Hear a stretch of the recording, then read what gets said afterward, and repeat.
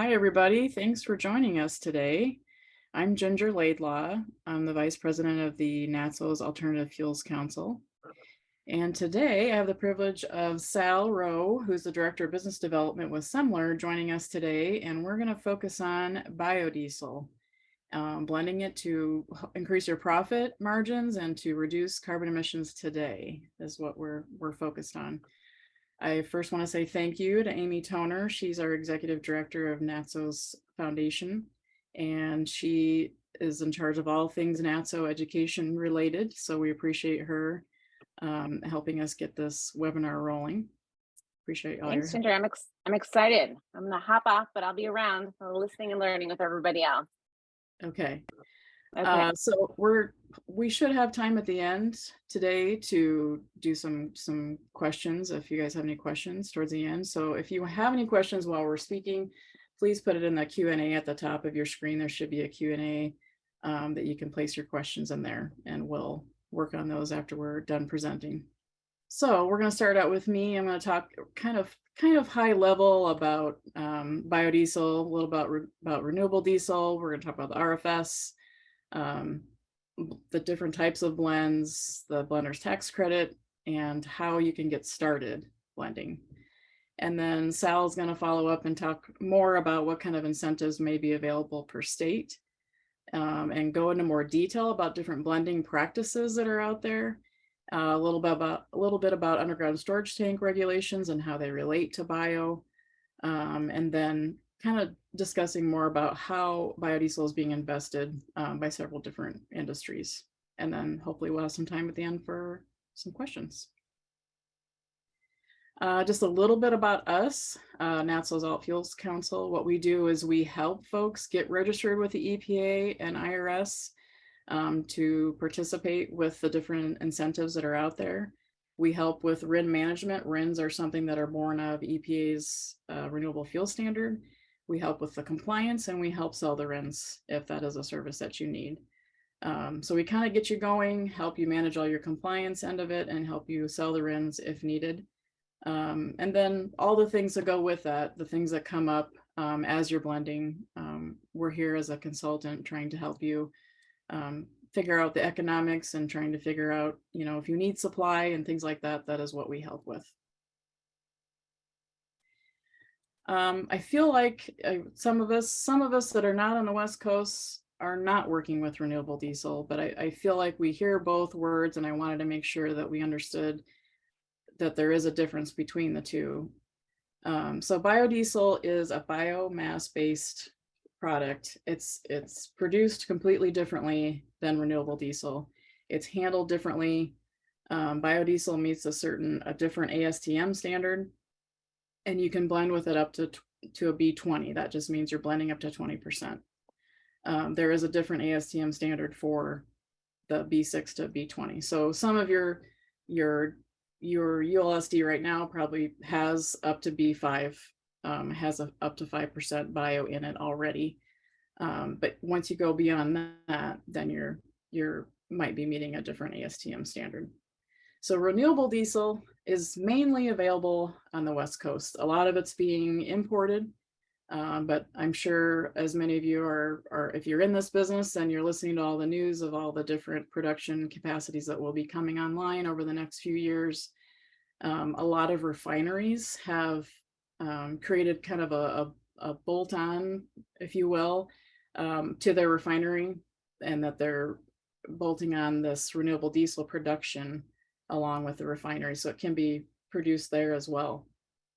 So renewable diesel is similar to biodiesel, but it is something that can be used without blending with anything else. It can be used 100%. It doesn't have to be blended with bio. In California, there is some biodiesel blending. They can blend up to B20, and then they call it an R80. So 80% renewable diesel, 20% bio. There has to be an additive with that according to their ADF rules. But in general, renewable diesel is being used on its own. But they are very different. The way they're produced is different, but they are using similar feedstocks. So I wanted to bring this up because this is going to be a challenge moving forward, that the two different types of producers are going to be using the same type of blend stock.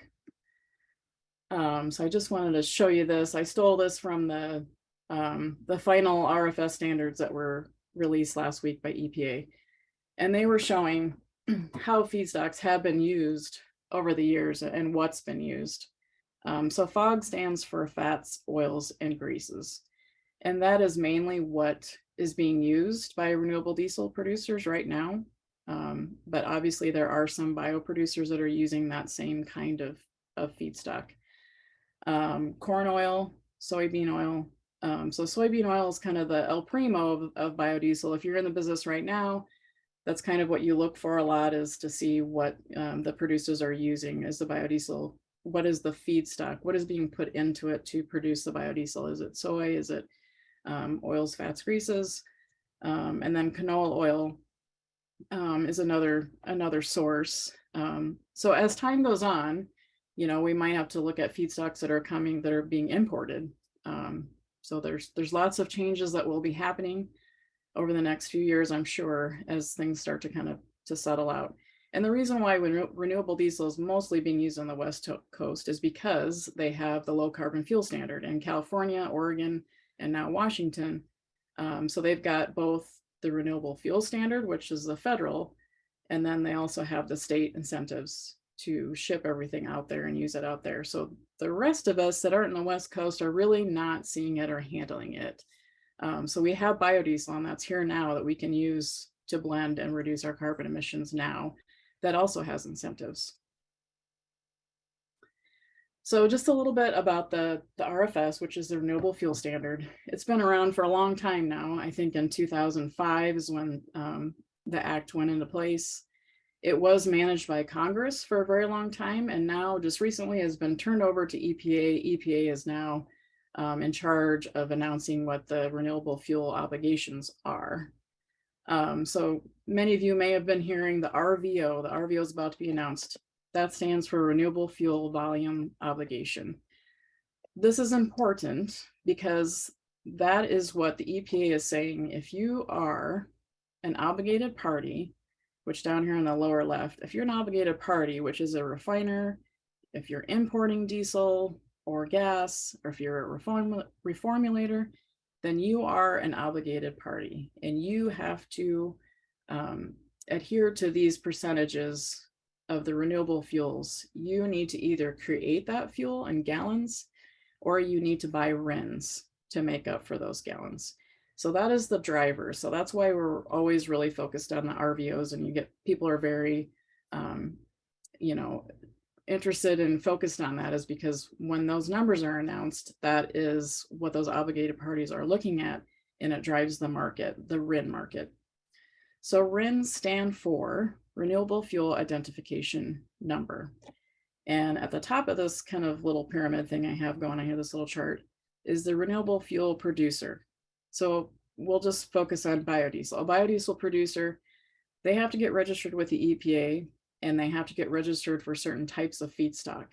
And so if they're getting registered so that they can process soy, they can process canola oil, whatever it may be that they're going to be producing their fuel with, they have to get registered with the EPA.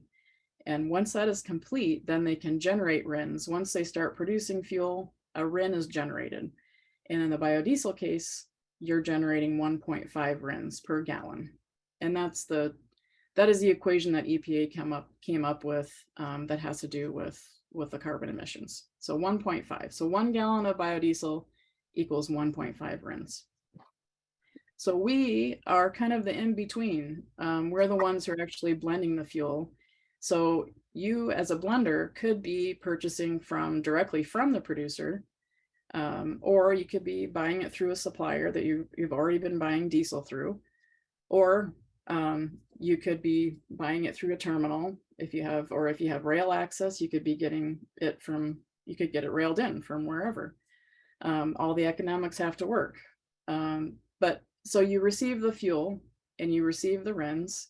Once you as a blender physically blend that fuel, however you decide to blend, then those RINs become something that you can market, and you can market to the obligated party. The obligated party, again, is the one that has to buy the RINs to fulfill their obligation that they're given.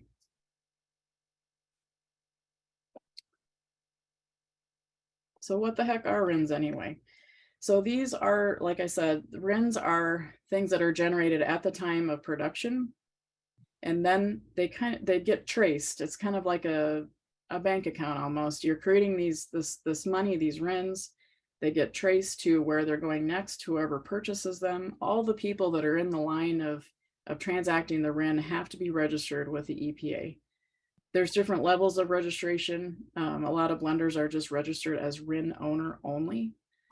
And with that registration, then you are able to say, I have blended off this many gallons of fuel, and now my RINs are available so that I can market them, I can sell them. So different fuels have different, they call D codes. So a bio RIN is a D4 code. And there's other types of fuels as well. D3s are cellulosic, D4 biodiesel, D5 is advanced biofuels, and D6 are renewable fuels or ethanol. So once you're trading those, or once you're accepting those and you are registered with the EPA, then you can use the EPA system, which is called EMTS. It's a government system that's free for anyone to use. I'm not going to say it's very business friendly. We have an online system that connects directly to EMTS and creates a lot of the paperwork and does a lot of the auditing side of it for you. And there's compliance involved. You have to do quarterly reports, and there's an annual audit that you need to do. And then selling the RINs, you can sell them on your own. You can set up situations where maybe you're selling the RINs back to the supplier or the producer in exchange for a lower fuel cost. There's lots of different scenarios that you can set up, but you do have to be registered with the EPA, and there is some compliance involved with being as part of the Renewable Fuel Standard. But you are not required to blend. You're not required to do any of this. We're still, on the side of choice. We don't have to blend. If it doesn't make sense economically, then you don't have to, and you're not obligated to do this compliance or trade RINs. This looks like an amoeba, but it's actually how we try to show the RVOs and how it works. And I'm going to go over it real high level because I don't want to lose you guys in the first 10 minutes of our webinar. But so this is kind of just in general how an obligated party has to kind of look at this. If they've imported or they've created so many gallons of gas or diesel, they can actually meet the renewable fuel volume by getting these different types of RINs. So even if they are just importing or refining gas, they have to buy RINs of all different types. It has to be split like this. The renewable fuel bucket, you can fill that with all these different types of D codes, or the advanced biofuels, you have to fill it with these types, but the cellulosic has always been, you have to fulfill it with those types of RINs. So even if they're not even dealing with cellulosic biofuels, they will have to buy those RINs to make up for their obligation. So it's kind of a nested situation. It's not a one-for-one. So I just wanted to point that out. I really grappled with showing this RIN pricing chart. This is from the beginning of this year to now, to just yesterday, I believe, is when we pulled this chart. So this is biodiesel RIN pricing. At first glance, maybe it doesn't look so great. We're trending downward, but there's a lot of ups and downs, and this market has been volatile for a while. I think due to many different reasons, but the EPA has been we haven't had the solid, hey, it's going to be announced at the end of the year and we'll know, for a long time it was announced at the end of November for the upcoming year, but now it's been kind of not quite as dependable as it had been in the past. So it's a little uncertain. It's a little uncertain market at times. A lot of folks hold them aren't necessarily selling them right away. Maybe they hold them for a year, and then don't pay the capital gains. I've heard some folks doing that. But so a lot of these dips in here have to do with announcements or rumors from the EPA. Sometimes it does result in the RINs going downward. So you can see right here, this little spot down, I don't know if you can see my little pointer, but this last one towards the end is when the RVOs were announced. I would say anytime there's an announcement or even a delay in announcement, which I think that's what this next point is it goes downward. So it is a volatile market. So you kind of want somebody helping you watch it and know when, because I'm sure many of you have wearing different hats in your jobs and maybe not watching this on the daily. It is something that we watch and we try to get our clients to move when we think the prices are good or values are good. But just wanted to show you. So this is just from the beginning of this year. So as I mentioned earlier, 1 gallon biodiesel is 1.5 RINs. So just as an example, you get 1 load of bio, you're getting about 10,000 RINs with that. Some other things to consider. So we've talked mostly about RINs, but the other thing to think about is the blender's tax credit, or the BTC. That is $1 per gallon of B100. And to claim that, again, this is under IRS. So blender's tax credit is IRS. The RINs are under EPA. So totally different systems, totally different thing going on here. So to claim the BTC, 0.1% of the volume, you just have to drop 0.1% diesel into that volume to claim the credit. When you do start blending yourself, you do need to start filing your excise taxes if you haven't already, the federal excise tax, the 24.5 cents. So you start filing that 720 form with IRS. You can claim the blender's tax credit there, or you can file another type of form that will claim the credit. So if you buy B100, you can get the blender's tax credit by just, when you do your normal blend, if you're going to blend already, you're already blending with diesel and you'll be able to capture that blender's tax credit. Just another little point here, the B5 to B20. I'm sure Sal will probably go into more about this, maybe about additives and if you may need some between B5 and B20. Just looking at fuel quality when you're looking for biodiesel supply, it's just good to know if you're buying through a supplier or a marketer, it's good to ask, where is the fuel actually coming from? Who are you buying the biofuel from? And do you know what the feedstock is? Some other things to look at are some different verbiage to look at is QRIN. The QRIN just means that particular producer is going under a quality assurance program.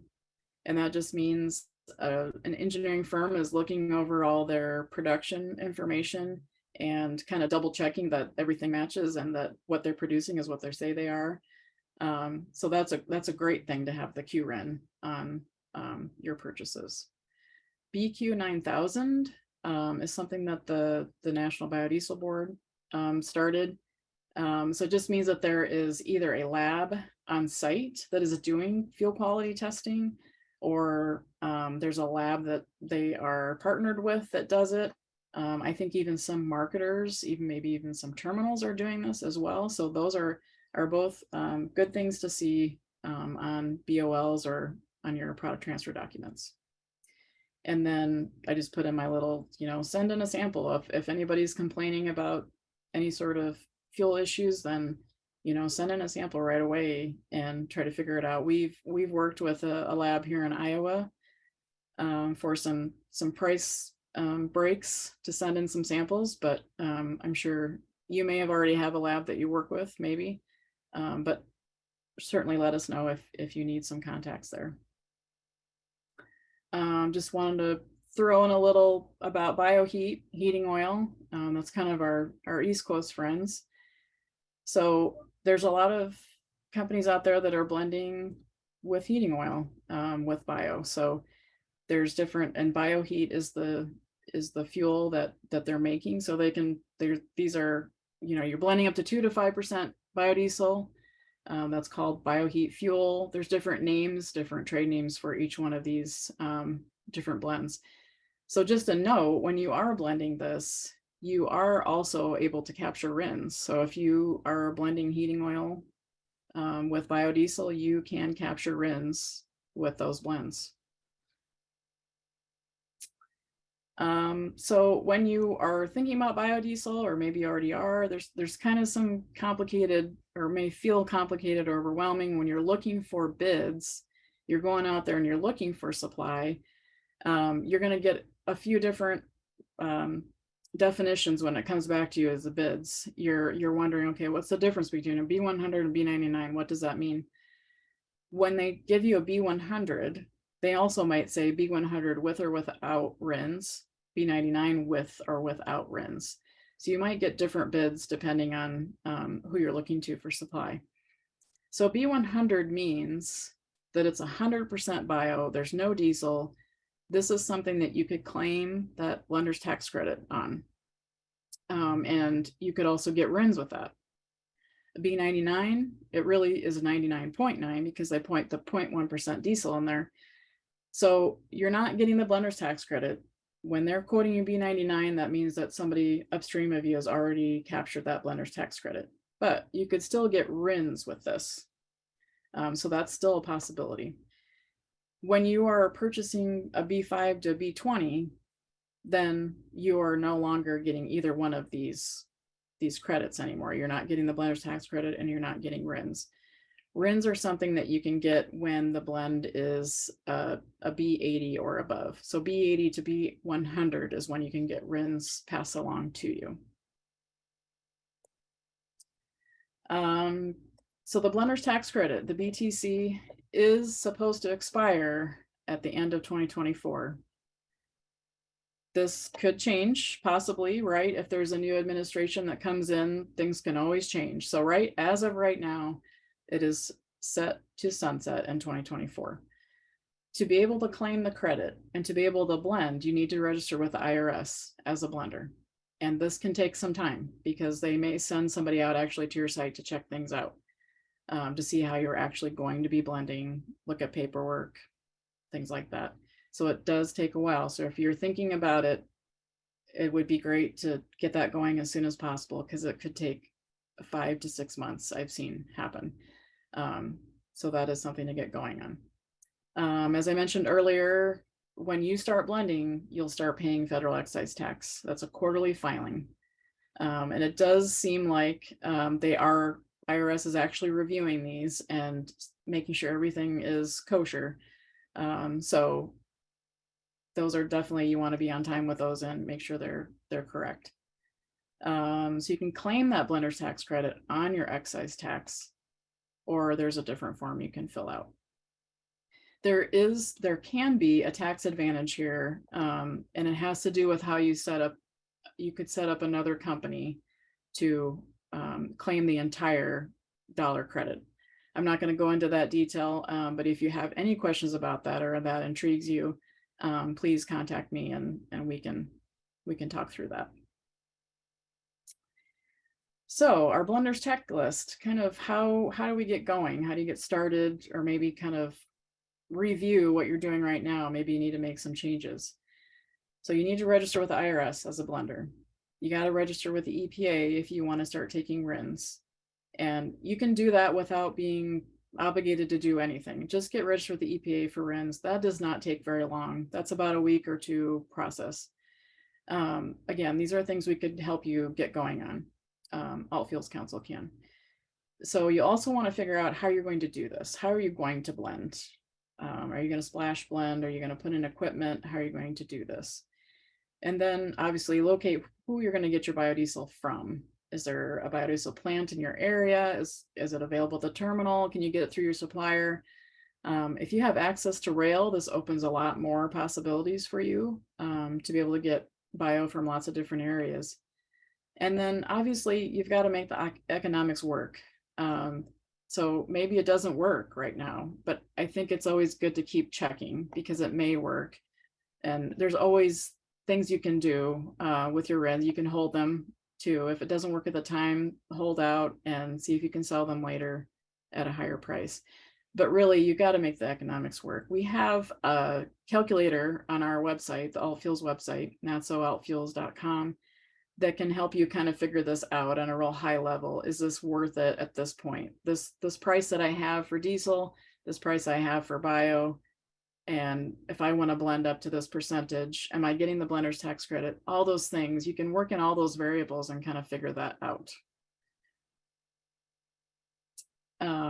So as you're thinking about all these things, oh geez, I don't really want to put in the capital for all this. There is actually just, I think was it yesterday or the day before, the USDA just announced that there are going to be letting a whole bunch more money. I can't remember the number amount, but it's a lot over this year, that they're releasing a bunch more funding through the IRA, that they will fund you putting in higher blend infrastructure for transportation and heating oil. So this is anything above a B5, or yeah, above a B5, and it's also for ethanol as well. So it's very focused on biodiesel, ethanol, and getting some incentives out there to blend both in transportation and heating oil. So if you are interested in that or need help with grant writing, please let me know. I know, I think NATSO is going to be working with the USDA on this to see if we could maybe do a webinar together or somewhere, maybe a workshop or something. So if that's of interest to you, please also contact me if that's of interest to you. Also on our website, you can find this link to the Department of Energy's Alternative Fuels Data Center that will show you per state what incentives are available. So that might be helpful. It's on a level of tax incentives to maybe what your state's loan, maybe there's a state loan program you could get involved with. It should list out everything that's available to you. So with that, I'm going to pass it off to Sal and with Semler, and he's going to talk more about the incentives, maybe give some examples in certain states. But I'm going to have you take it away, Sal. Okay. Thank you, everyone. As Ginger said, my name is Sal Rowe. I'm with Semler Industries, and we're one of the partners for Alternative Fuels Council. And we're part of this in the sense that we've been a equipment manufacturer for almost 120 years, and really have been working in the biodiesel blending industry since the 1990s. So I've been with the company for 12 years now, and I've been focusing on the biodiesel industries for about the last 4. So a few of the things that we wanted to talk about during this segment was going to be, I'll touch on fuel quality a little bit as well, and I will talk a little bit about the different, give a few examples of some different state incentives, as well as talk a little bit about the different types of blending technologies that are available out there. So in terms of state incentives, there's, over 50% of states have either, I should say, incentives or some kind of low carbon fuel standard requirement that is going to be calling for something like a biodiesel or an ethanol, and bio being a really big component of that. Some examples of those, and these can be used in conjunction with those RINs or that federal tax credit if you qualify for it and you get the right kind of B100. Examples of those would be, something like in New Mexico, where, the state of New Mexico has a tax rebate where they will pay for up to 30% of the installation cost of blending equipment, up to $50,000. And then other states do it a little bit differently. Some of it's equipment, some of it's gallons of fuel blended, some of it is gallons of bio blended.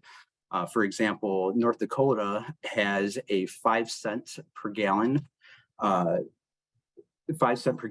tax incentive, where on any of the fuel that is sold that has a minimum of 5% biodiesel blended into it, that you can get 5 cents a gallon on that. Conversely, in the state of Illinois, where Semler Industries is located, Here we have an 11% requirement, and then you don't pay taxes on the fuel that is sold with a diesel that is blended with a 11% bio or better. So, different states have had regulations and have had incentives and have come and gone. As Ginger mentioned, it's kind of a fluctuating market, and so we expect more to come on as time goes on. So, two of the most common blending practices are either one, splash blending, or two, inline blending. And now these can be really application based. So it can really depend on whether you're at a bulk plant, a retail facility, in a rail yard or something like that. And they have their advantages and their disadvantages of each. So it's good to understand based off of your application exactly what is going to work best for you. Again, these are just examples here. Splash blending we see personally in our business a lot more in the bulk plants when you're top loading trucks, and in warmer weather because of some of the low mixing rates. And in inline blending, we can see it there, but also a lot at the retail stations, and then in cold weather, because you have a higher mixing rate whenever you're injecting the bio into the diesel stream. So it's a very good solution for direct to vehicle. So splash blending, some of the ups and downs of it are, or I should say advantages and disadvantages. Splash blending can be very, very manual, which means that it can be very cost effective. In a lot of applications, we see customers doing not a lot more than presetting a couple of meters and opening some valves and just pushing fuel and pushing bio into, the top of an open manway on a truck. So it doesn't necessarily always have a great mixing rate, which can keep it from becoming homogeneous and sometimes falling out of mix. So one of the challenges with it, specifically at some of the retail locations, can also be that you have to sell through some of the fuel that has been pre-blended before you can change your blend, because you have a tank of B100 that is dedicated, and then you have tanks of diesel where you're pumping over that B100 into those tanks of diesel. So if you started off with a B20 and you want to dilute it, you have to sell through some of that diesel product so you can add more diesel to it. So outside of that, though, it is very useful for many customers, many high volume locations where you're going to be selling through fuel really consistently, and that's not going to take a long time. But for some of the smaller locations, that can be a bit of a challenge.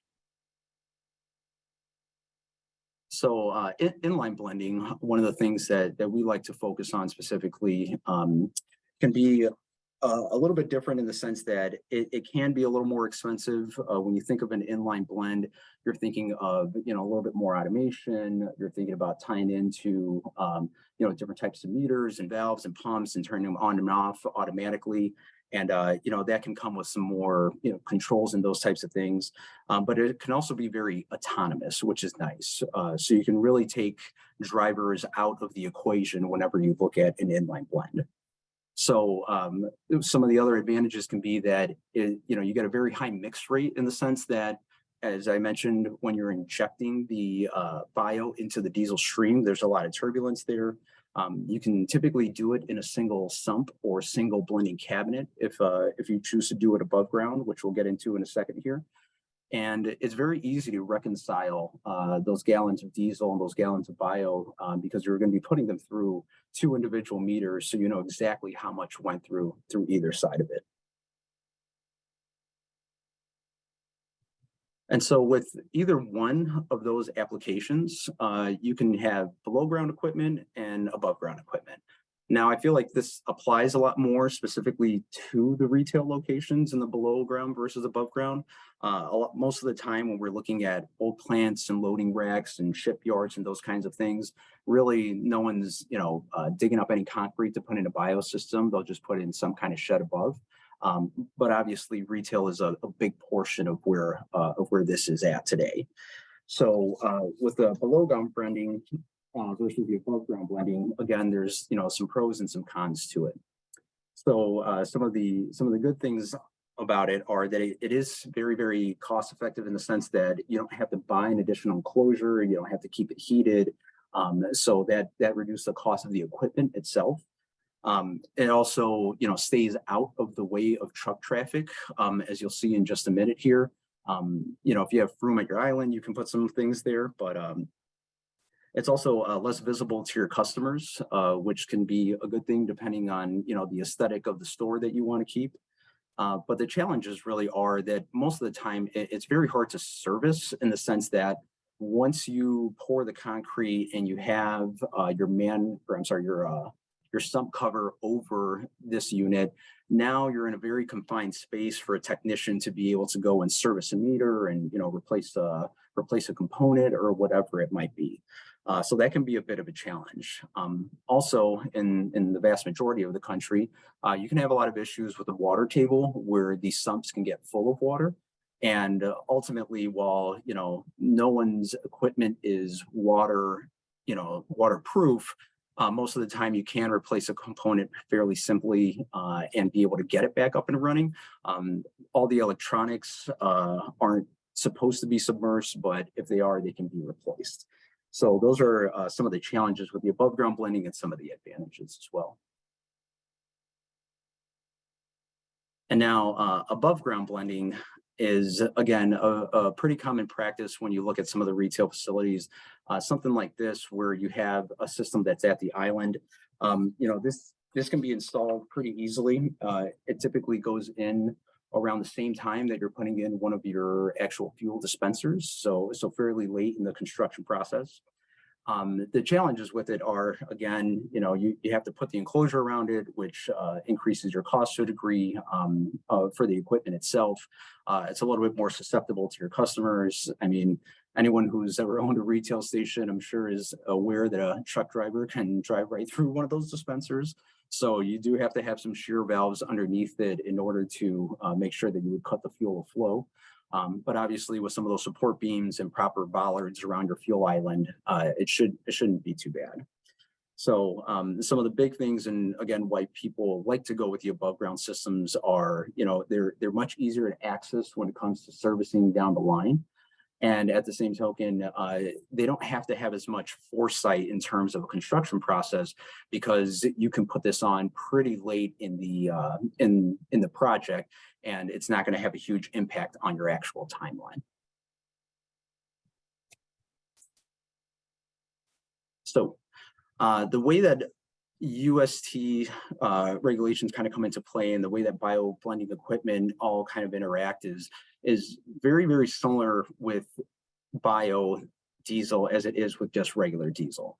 One of the key things to note is that a B100, what you're going to get that blender's tax credit with, that Ginger mentioned, that is not a regulated product. However, that B99 or B99.9 is a regulated product.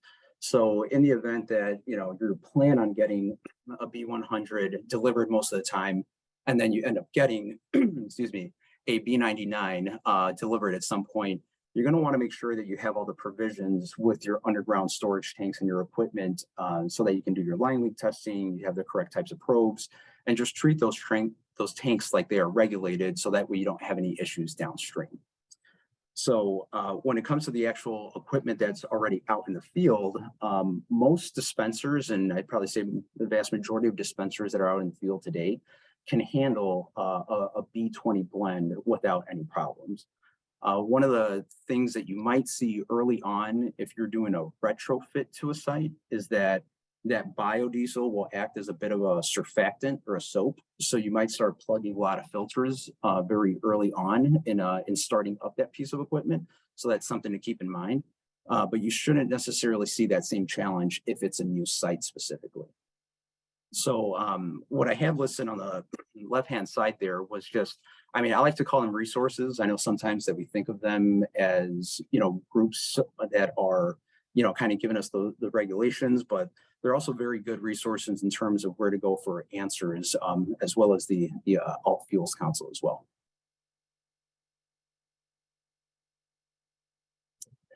And so beyond just the retail stations, some of the things that we really wanted to touch base on was, while biodiesel has been around for a very, very long time, and going back to the late 1980s, early 1990s, A lot of it to date was at those national truck stop chains. It was at the very large, diesel users, but that's not really the case anymore, right? Now it's starting to move into a lot more of those mid-tier, travel centers or gas stations. It's moving into the mom and pops that only have maybe 1 to 10 locations, and it's well beyond the retail as well. These are just some examples of some infrastructure investment of groups that we're dealing with today, or our customers are dealing with today. And it's in the rail yards, it's at the marinas. It's probably a bit self-serving that it's an ag because they're the ones making most of the soybean for it, but it's also at the public fleets and the private fleets. So the idea of being able to, one, increase profit margins, or two, lower carbon footprint, and really in some cases, especially with some of the public companies, improve their environmental scorecard. There is a wide variety of reasons why biodiesel is very relevant today, and we believe that it'll continue to be relevant and increasingly more popular as time goes on. So one of the questions that I have here is there a graph showing the history of the inception of this program? We can take a look into that. I have a timeline of some of the EPA regulations that have led to this point of the biodiesel industry. And for Nathan, Chris, yes, we can email out a copy of this presentation. It's also been recorded so that you can go back and reference it at a later time if you like. So the slide indicated PA has no regulations. We have a 2% biodiesel mandate. So we're pulling information from the Alternative Fuels Data Center website very specifically. And as we comb through that, if we saw a state with regulation, that was what got populated on that slide. So if it wasn't on that website, that was where we pulled our information from. So I do apologize if that was incorrect, but I appreciate you making a note of it. Ginger, I was just telling them that we would send out the slides and the recording and how to get a hold of you if they have any other questions. Yeah, I was just going to bring up that slide quick that has our contact information. Perfect. The question is, are RINs automatically available to retailers if you buy B99 and R99 separately? So R99 just means renewable diesel, and blend them on site, or do suppliers specifically need to release those RINs? So it's really going to depend on your supplier. And so that's why I always feel like it's really good to talk about that there are incentives in there. So if you're not getting them, then somebody upstream is getting them, and you should know what those values are so that you make sure that you're getting that in your fuel pricing. What I'm hearing on the West Coast with renewable diesel is that you're not getting those credits, the RINs or the blender's tax credit, because you can get a blender's tax credit with renewable diesel as well. So from what I hear, those are not getting passed down, or the LCFS credits, the low carbon fuel standard credits. So I would definitely look into what all those values are and make sure that your fuel is being priced accordingly. But yes, if you were to get R99, so you're not getting the blender's tax credit, but you could be getting RINs with that still. And because you're blending that. B99, you could still be getting the RINs with that as well. And they both get LCFS credits.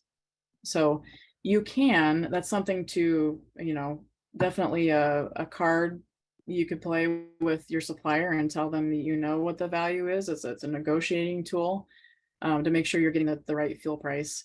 And that's why we keep saying it, make sure it's economical. Do the calculator for bio, kind of revisit it every once in a while, because maybe things have changed, or maybe you need to look at a different supplier.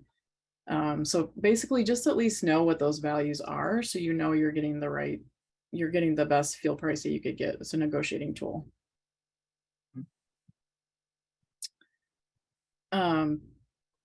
Oh, another question's come in. Thank you. Oh, thanks. You're welcome. Okay, you're welcome. So Sal, Yes. I was wondering how, I know we hear a lot of like construction delays, like in equipment and stuff. Are you guys seeing that at all with installs with the below above ground, or is there any differences? Is it the same whether you're above ground or below ground? Or So I mean, there's still supply chain issues, right? I mean, all over the place. USTs are almost a year out, depending on what manufacturer you're buying from. Meters can be pretty lengthy lead times, going on 4 to 6 months. So the nice part about specifically those above ground units is you can just cap that sump where that above ground unit is supposed to be and come back and install it down the line.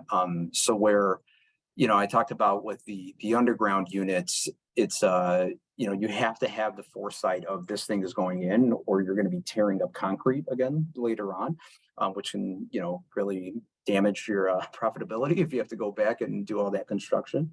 right, The above ground units give you some flexibility to complete your construction project and then come and install it again, or the cabinet later. But ultimately, I mean, in my experience in the last, however many years, 4 or 5 years now, really we're better than the tank manufacturers, and that's kind of where it comes into play. Where as long as we get notice, we can deliver, and I believe that that's true amongst most of the industry. okay. And is the blending equipment above ground, below ground, have folks been using this as people that have been getting the USDA Higher Blend Infrastructure Program grants? Are they able to put this type of equipment into their applications? Have you worked with anybody that's done that? So we're working with people right now that are doing that, and so it does qualify. And the nice part about the equipment is when it's sized and designed correctly, you can get beyond that B20 for the future, right? Which is going to be something that comes down the line, I believe, eventually. And then you can also get into some ethanol blending with the same type of equipment. So if you have to pivot from a bio to an ethanol or an ethanol to a bio, there's a lot of similarities in what you can use in order to do that as well. And so yes, in terms of the infrastructure and the higher alternative fuel blends, the equipment does qualify. Okay. Yeah. Great. Mhm. All right. Well, apparently we've educated everybody, knows exactly what's going on, and no more questions.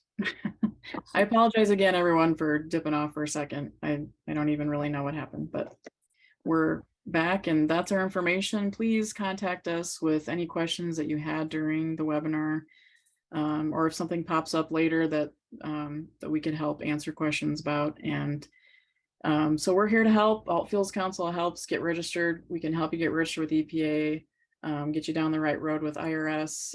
If you need to find biosupply, we know lots of great suppliers out there that can help you get going. And I know Sal's out there to help if you have some equipment questions or trying to figure out how you're going to blend. That's what we're here for. So we'd love to hear from you.